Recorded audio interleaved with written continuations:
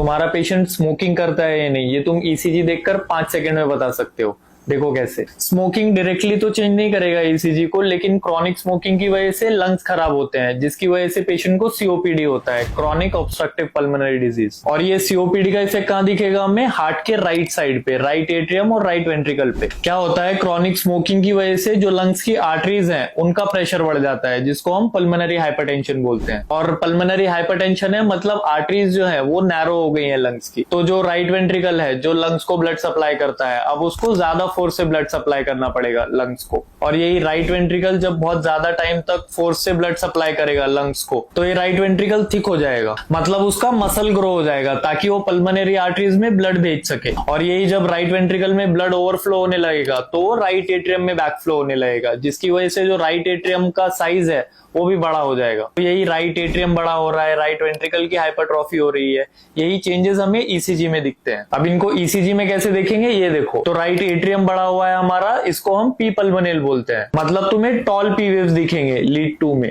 और हमारा right ventricle भी थिक हुआ है, तो जो एक्सिस लेफ्ट वेंट्रिकल की तरफ जाता था बिकॉज ऑफ इट्स थिकनेस, अब वो एक्सिस राइट वेंट्रिकल की तरफ शिफ्ट होगा बिकॉज राइट वेंट्रिकल अब ज्यादा थिक हो गया है बिकॉज ऑफ पल्मोनरी हाइपरटेंशन। इसको राइट एक्सिस डेविएशन बोलते हैं, जो हमें ईसीजी में कुछ ऐसा दिखता है। इसमें लीड 1 तुम्हें नेगेटिव मिलेगी और लीड एवीएफ तुम्हें पॉजिटिव मिलेगी। ये राइट वेंट्रिकल बड़ा हुआ है, ये हमें चेस्ट लीड्स में भी दिखेगा। लीड V1 में तुम्हें टॉल आर वेव मिलेंगी कुछ ऐसी, और लीड V6 में तुम्हें डीप एस वेव मिलेंगी। इसका मतलब है जो electrical force left side dominant होती है नॉर्मली, वो अब राइट साइड डोमिनेंट हो रही है, क्योंकि राइट वेंट्रिकल हाइपरट्रॉफी हुई है, राइट एट्रियम एनलार्ज हुआ है, इस सब की वजह से। और हमें पुअर आर वेव प्रोग्रेशन मिलेगा, मतलब जो आर वेव की हाइट है वो इंक्रीज होती जाती है from V1 to V6 normally, वो इसमें नहीं दिखेगी हमें सीओपीडी में। इसमें आर वेव की हाइट इसलिए बड़ी हुई नहीं दिखेगी क्योंकि लंग्स स्टिफ हो जाते हैं और हार्ट थोड़ा नीचे पुश हो जाता है वर्टिकली, इसलिए तुम्हें एक्सरे भी कुछ ऐसा दिखता है सीओपीडी पेशेंट्स का। तो ये 4 साइंस अगर तुम्हें दिखे ईसीजी में, तो मोस्टली पेशेंट को लंग्स का इश्यू है, जो मोस्टली स्मोकिंग की वजह से हो सकता है। इन सब चेंजेस को मिला के पूरा ईसीजी कुछ ऐसा दिखेगा तुम्हें सीओपीडी पेशेंट का या क्रॉनिक स्मोकर पेशेंट का। बट याद रखो, हर स्मोकर पेशेंट में तुम्हें प्रॉपर ऐसा ईसीजी नहीं मिलेगा। किसी पेशेंट में तुम्हें राइट एक्सिस डेविएशन दिखेगा, किसी पेशेंट में तुम्हें टॉल आर वेव और डीप एस वेव दिखेंगे, किसी पेशेंट में आर वेव प्रोग्रेशन अच्छे से नहीं दिखेगा तुम्हें।